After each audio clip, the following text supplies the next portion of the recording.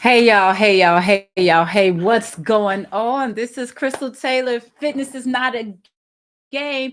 Welcoming you to today's Fitness Friday discussion where we are going to talk about what the scale ain't telling you. And if you're here with me now, let me know by saying, hey, make sure you drink some water too. Cheers. But y'all, I had to come to y'all for a couple reasons. If you look over that shoulder, y'all see that? Y'all see that? A new book is out, hot off the presses. After scale. Don't let a number weigh you down. And let me tell you, I wrote that book because I know that way too many people get stuck with what they think they're supposed to weigh and not focus on their health. Let me know if this is you. Matter of fact, hold on, let's back up. How many times, how often, there we go. How often do you weigh yourself? And if you're hearing me now, say hey. If you catch this on replay, type replay in the chats. Most of you will catch it on replay. But how often do you weigh yourself? And then not even that, well, not just that. How do you typically feel after you weigh yourself? So let's give some context. And y'all, I'm getting comfortable. Y'all know once I jump up on my foot, it's time for me to get into it. But this is what I know. And if this is you, if this is home, if it resonates, all that good stuff, I need you to let me know, right? Don't let me feel like I'm just talking to the wrong crowd. But what I know is that most people, when they get on a scale, excuse me, a lot of times, unless you're in a program or something like that where it's just like, hey, weigh yourself, a lot of people get on the scale to validate what they already think about themselves. It's the, oh, I've been getting it. Let me see how much I lost. Or, man, I've been tripping. So let me see how much I gained. Wow, you've been on the scale so much, your scale needs batteries, man. Uh, you see that? Leave that scale alone. But this is the thing. That scale don't tell you much of nothing. It's facts. It don't tell you much of nothing except your gravitational pull towards the earth. That is it. That is all.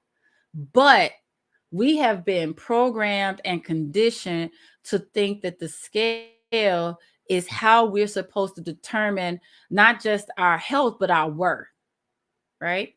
So in the book, and if, let me know how many of you have ordered your copy of the book. If you haven't, the link is in the description.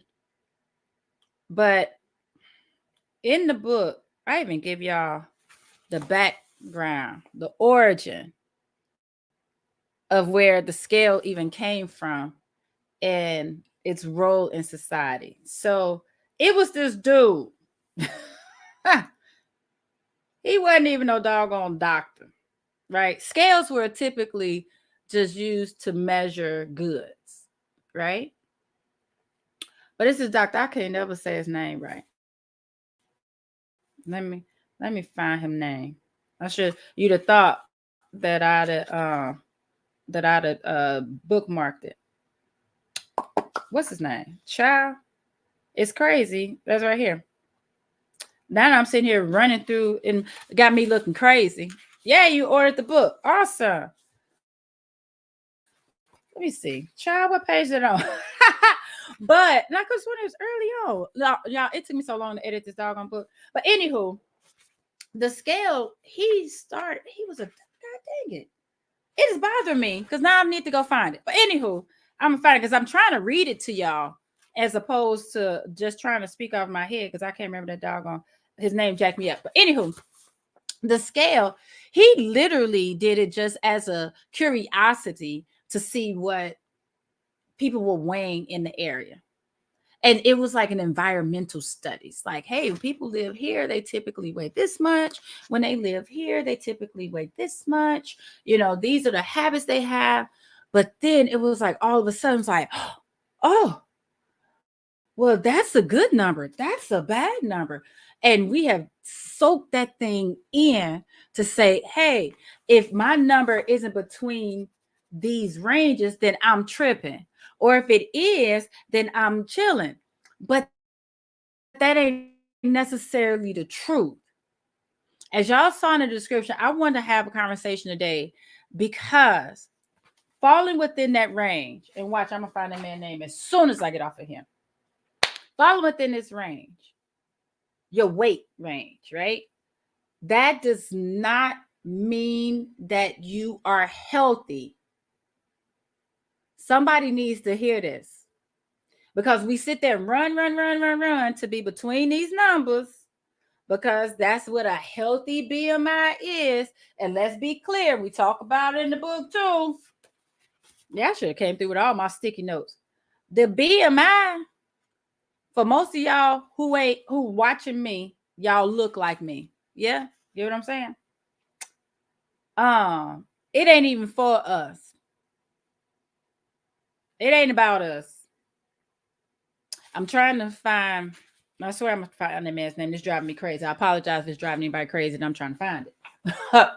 But the BMI is not created around Black and brown folks.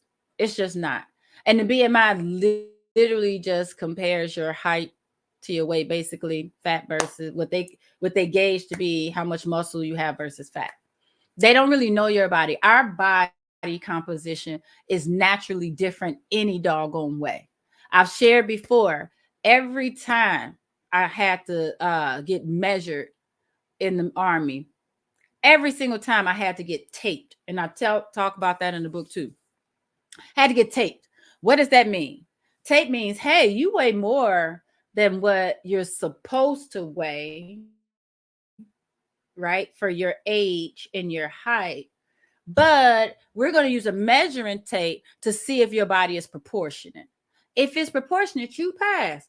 Every doggone time I pass, because heck yeah, my body's proportionate. I'm just not 120 some doggone pounds. Bigger than that. My body's different from that. And most Black folks are, right? So that BMI is telling us that we're supposed to weigh in between these numbers. And we hear these numbers, and so often people get fanatical about it. Oh, I gotta lose weight. I gotta lose weight.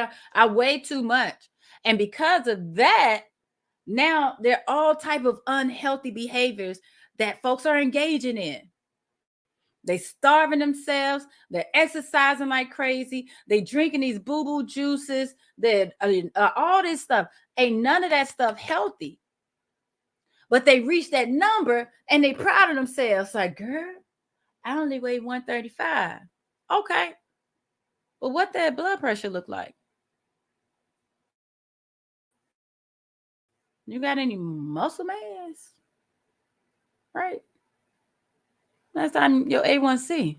Because y'all need to understand. Let's drink some water. There are a whole bunch of skinny fat people out there. They may weigh the right number, but when you look at their body, their composition, run their numbers, they're not healthy. Y'all know skinny people still die from heart related issues. Skinny people still die from health related issues. And y'all do know that everybody who's overweight and or obese, they're not unhealthy. They may fit outside of these standards, these numbers, the numbers on the doggone scale. But when you look at their other numbers, the numbers that actually matter, they're perfect. Blood glucose, blood pressure, cholesterol, bone density, all of these things are great. They're perfect. But they weigh too much. Y'all let me know if y'all picking up what I'm putting down. Hey, Miss Ackland, she says, truthfully, I don't get on scale unless I go to the doctor. Since moving to ATL a year ago, I've gained 10 pounds, but I'm good with that because I wasn't trying to lose or gain. I'm currently at 138, but I've been slender my whole life and I'm 66. Go ahead.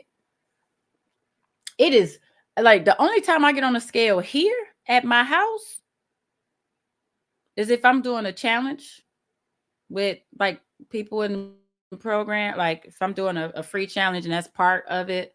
Um, but yeah, that's about it. And even when I go to the doctor, I don't even look. I couldn't care less what I weigh. It don't matter. I go by my clothes. I go by my waist beads. I ain't gonna lie, that's where I go. I look at them waist beads and see how they moving. And I look at that booty dude in the mirror. I ain't gonna lie. Well, Miss Althea said she get it. So y'all, the number on that scale does not tell you whether you're healthy. It does not. Please, please, please, please don't fall into the comfort of that number and thinking that you don't have to do anything else for your health. For your health. Oh, let's talk about it. Because we can probably all, hey, Dexter, we can probably all think about somebody who we know is very thin. They, as we like to say, they can eat whatever they want to, and they don't ever exercise, and they still little, right? Y'all can think of people. I got some in my head, but that don't mean that they're healthy. And a lot of times, skinnier folks sometimes will overlook. Not, I'm not. Let me take that back. Nope, because that's not fair. I'm not going to say that. We think that smaller people, skinny people, don't have to exercise. When folks are looking at skinny folks in the gym, like, what you doing here? And I'm going to say it. If you've ever said that, shame on you. Shame on you. Fat shaming, fit shaming is all wrong. Shame on you. Because the gym is not to get skinny. Somebody needs to understand that. The gym is where you go to build your health, maintain your health. When people say stuff like that, what you want them to leave and need to come back to the gym because they got fat? Like, somebody let me know why we would even say that. But just because they're skinny, that does not mean that they don't still need to do cardio. They can be skinny with a weak heart.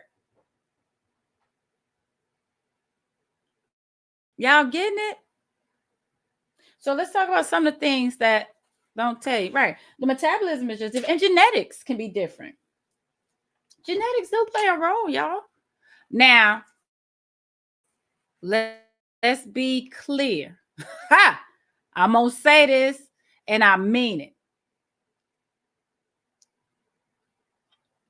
That ain't to say when you see a family that is obese, especially extremely obese, to say, oh, it's just genetic. A lot of times that it, as they say, it ain't your DNA, it's your dinner. It's different. That's not running in your family. It's the bad habits that are running in your family. How you eat is being passed on to these babies early. It's crazy because I remember being that young child, funny, thinking that it was, hilarious to give the baby a chicken bone and French fries and all that stuff. Watch how much they love it. Now we trained that baby to need and want that and turn their nose up at vegetables because we've introduced that to them too early. There's no, and I'm going to say it, somebody needs to hear it. There's no reason why a 4-year-old or even a 6-year-old should be eating a full value meal at a fast food spot that's not a kid's meal. No 4 or 6-year-old should be able to eat as much as I can eat. I'm a whole adult. Whole adult. Bigger, stronger, older. And these kids are smashing. They like, parents like, that's how they eat. Because you taught them to eat that way.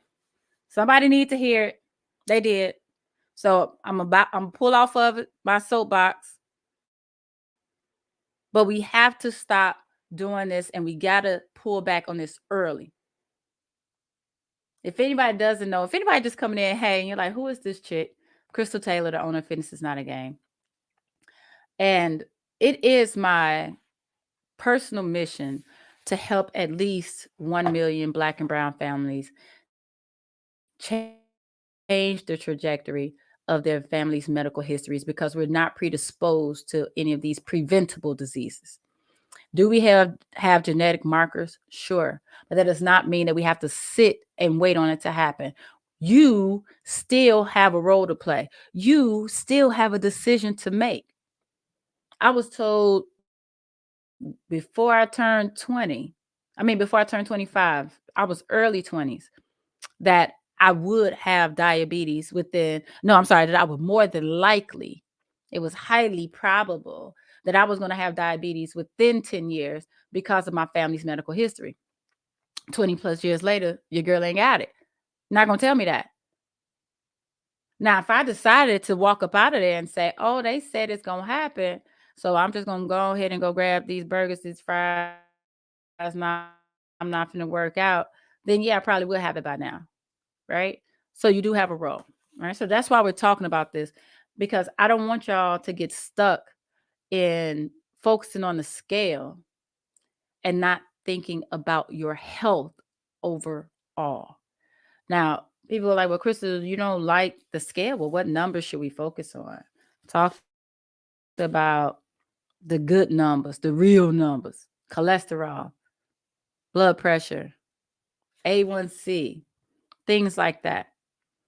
But when we're talking about what the scale is not telling you, because it can't tell you any of those. Hey, you don't know if your iron low. You don't know if your vitamin D is low. These things that actually impact your life. But what are some other things that are impacting your life that are overlooked, right? Because we're so busy chasing the number on the scale. One, and when y'all get the book, I'm reading from page 20. So dope, babies. I'll read from my book. But it's not looking at your muscle mass versus your body fat. Why is that important? It's not just aesthetics. And I've said it before and I'll say it again. There's absolutely nothing wrong with vanity. I don't personally push weight loss because I want you to live. I don't push weight loss because too many folks do run for this number on a scale, and they'll be willing to do anything just to get it. Look, I'm about to say something. Can I say it? If I can say it, type of 100 in the chat.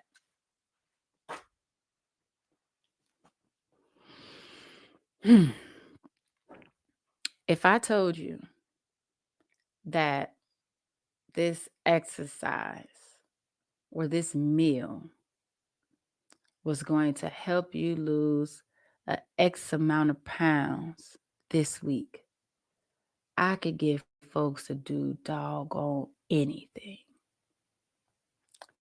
But if I say, hey, making this switch in your lifestyle could make you live longer, could make you feel better, make you enjoy your days better, make you healthier, folks be like, I got to convince people to be healthy.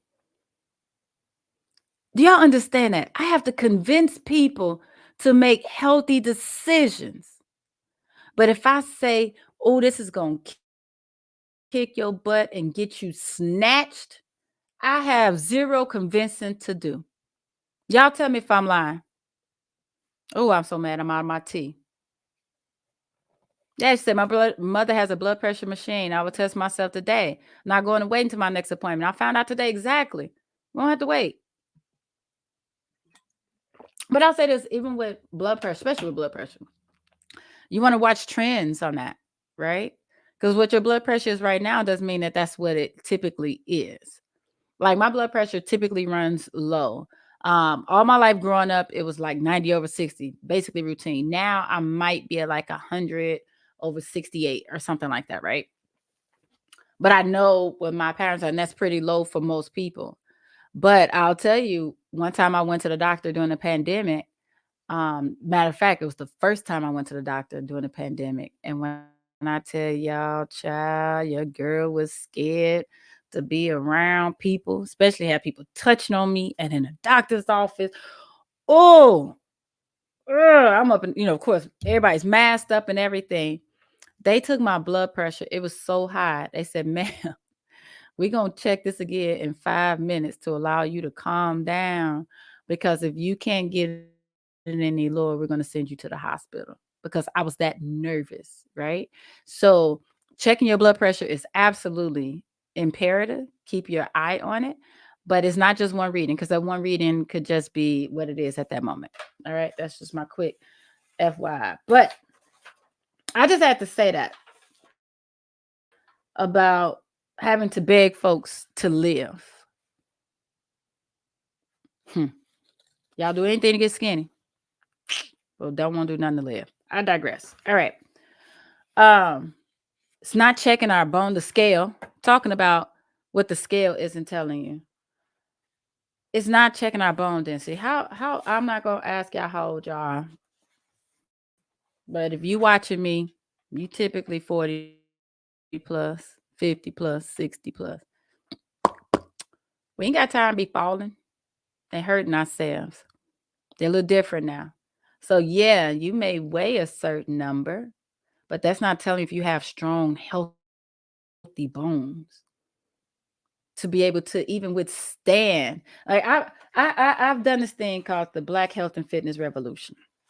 Started during COVID because I really wanted to, and I still want to revolutionize Black folks to take control of their health. Were looting and life was just crazy. I was like, y'all, it might be a revolution for real. Like we might really have to run and save ourselves. You got to be healthy to do that. Nobody wants to be that weak link. So yeah, you might weigh a certain number on the scale, but if your bones can't handle an hour walk, if you don't have enough muscle to pull your own body weight up to climb over a fence, what's we doing? It don't tell you if you're actually hydrated. Drink some water. Mm. How many of y'all actually drink enough water? You say just need to be faster than one person. Dang on Dexter. Dexter say, look here, long as I ain't the last one. Say I might be a weak link, but I ain't gonna be the weakest link. Oh my goodness. Our people have been loving and passing down our love of soul food for so long. I think some has been harmful to our health. That is, you know what? We should do a conversation about soul food because I got some thoughts. I really do. I've actually done it. And if any of you all follow me on Instagram, Instagram, that too. But on YouTube, I actually did a healthier soul food segment for my In the Kitchen. So you might want to check that out. Because I love to eat. I love soul food, love all that good stuff. But so yeah, y'all want to do a conversation about soul food? Okay. Yeah. Let me write that down. And I'm gonna schedule that out. See when we're gonna do that conversation. We're gonna do it. All right. So talking about what the scale doesn't tell you. I was talking about how it doesn't tell you your hydration level. Folks are not drinking enough water. You're not. And why is that even important? Water basically controls everything in our body. Every part of our body is made up of water: hair, skin, nails, bones, teeth, brain, lungs, skin. Your body is at least 75% water. So you got to have it. Why is that important? Because if you're not giving your organs the water that it needs, they are not going to function the way that they should. So yeah, you skinny, but you dehydrated and your organs are going to shut down. But you want to be skinny though. I just saw what time it was. I'm going to start holding y'all. Because this stuff makes me mad. And so I'll just keep on talking about it. Right? Now, last one, I don't tell you if you're eating all the stuff you need to eat. Talking about water, right?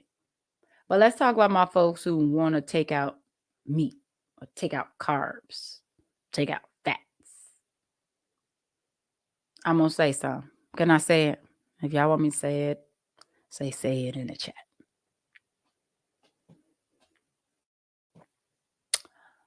Nothing that you eat is making you fat. You don't have to stop eating meat,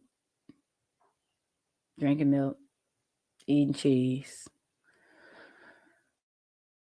fried chicken, cake.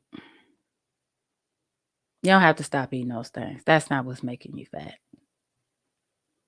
It's how you eat them, how much you eat them. Hey, Miss Sharon, that's what the problem is. That's the problem.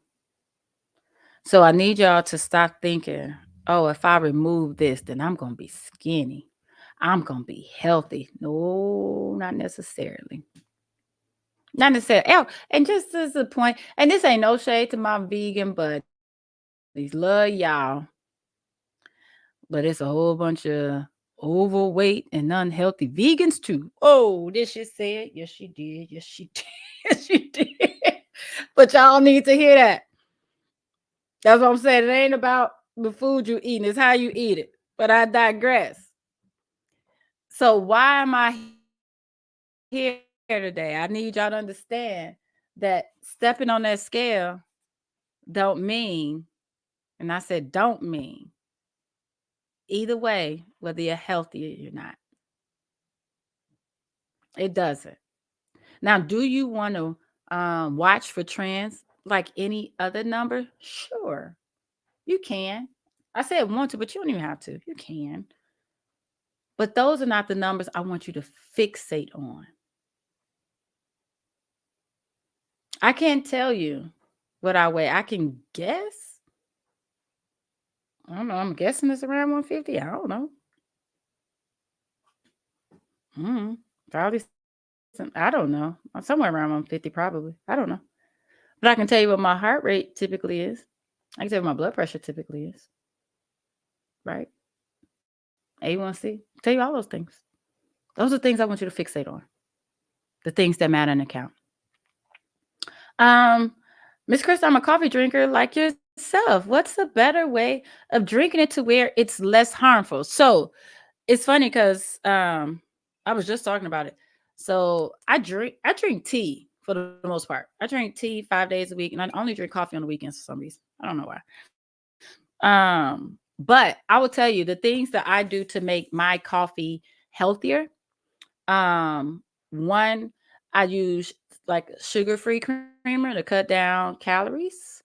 I use decaf. I drink decaf for the most part. Sometimes I will buy regular coffee too, but I just like coffee, so I like the flavor of coffee. Somebody probably think I'm crazy for that, but I'll drink the decaf because caffeine can give you the jitters, the shakes, and the caffeine can dehydrate you. So if you're drinking coffee, you should definitely be drinking water. I also, you see, well, this is a small mug, but I love big mugs. But either way, no matter what size my mug is, I typically don't drink a full mug. It's probably about filled up to here. Because what I know is that a lot of times folks will drink a whole bunch of coffee, and with that, they add a whole bunch of stuff. And as you see, I didn't even mention using any sweeteners. If I do use a sweetener, I use stevia as opposed to anything else. I'm trying to think what else I do. That's mainly it, but I drink more tea than anything. So typically, when you all see me with my mug, I'm drinking tea. That's what it is.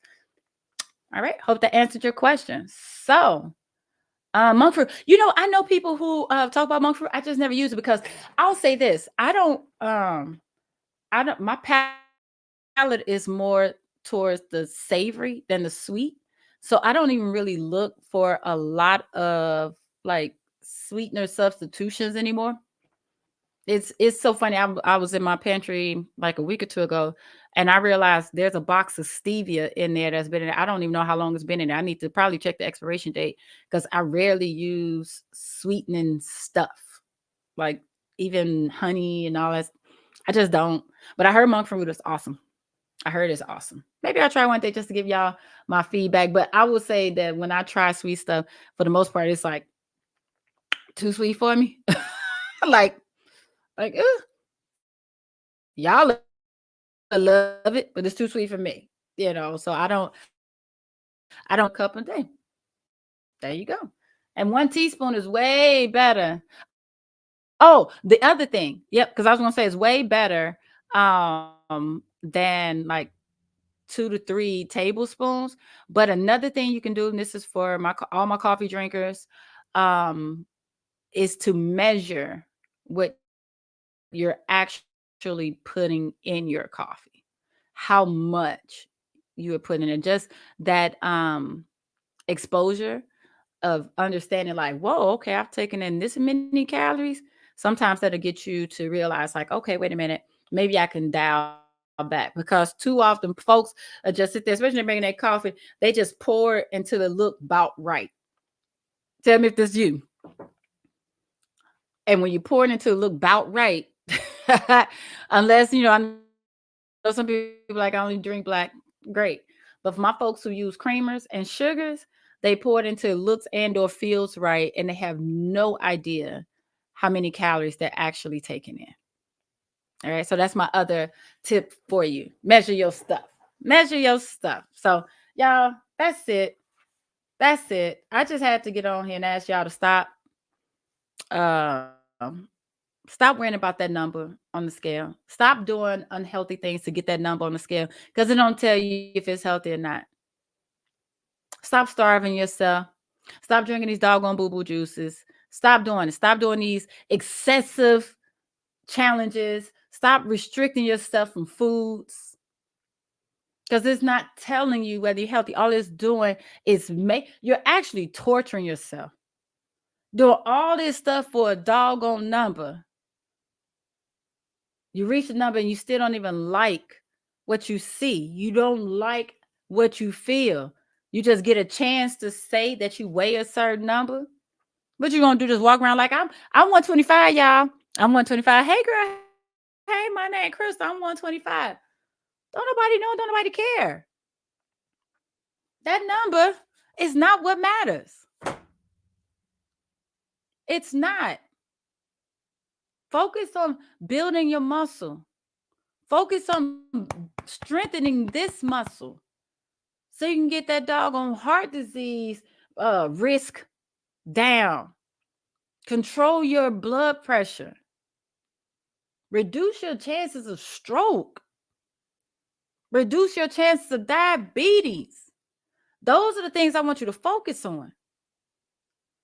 If you want to focus on a number, how many ounces of water did you drink? Are you hydrated enough to even get through the rest of the day so you go out there and brag that you 125? Woosah. Thank you for attending my TED Talk. I kid. Thank you y'all for attending Fitness Friday, though. I hope whoever needed this message received it. Let me know in the chat what your biggest takeaway is for the day. What you pulling away from this. And again, if you have not gotten your copy of F the Scale, Don't Let a Number Weigh You Down, you can grab it on Amazon. The link is in the chat. We really go through I don't spend a lot of time talking about the scale. Talk about the scale at the very beginning. You're welcome, brother Dexter. I talk about it in the beginning, just like the history of it, where it comes from, how we put too much effort into thinking about it. Um, but the whole goal of this book is to guide you and to encourage you to focus on those other things that matter. What you're going to notice, and I'll just tell y'all, we talk about the mental impact that scale has on you. So we talk a lot about how to protect this space outside of getting on a scale. All right. So with that being said, I'm going to let y'all go. It's Friday. I hope you have an amazing rest of your day, an amazing weekend. Please be safe out there, because if you're out in the streets, I want you healthy. I want you happy. I want you here. And say, biggest takeaway, my lifelong numbers are more important. Amen. Thank you. Your A1C, that blood pressure, cholesterol. Yes. Dexter, the link for the book is in the description. But let me see if I can get it for you real quick. It is on the Amazon page. Here you go. I got you. I got you. Putting it in the chat right now. Thank you so much. Thank you so much. So I believe that went to, yes, on the Urban Intellectuals page, and it's also on YouTube. Head on over to Amazon to grab your book. So, man, y'all have an amazing weekend, and I will see you all soon. And I did write it down. We're going to have some conversation about soul food in the Black community. Mm. We might need to make that a round table discussion or something. That could be fun. So, all right, y'all. Y'all have an amazing one. And I will see y'all again soon. Bye, y'all.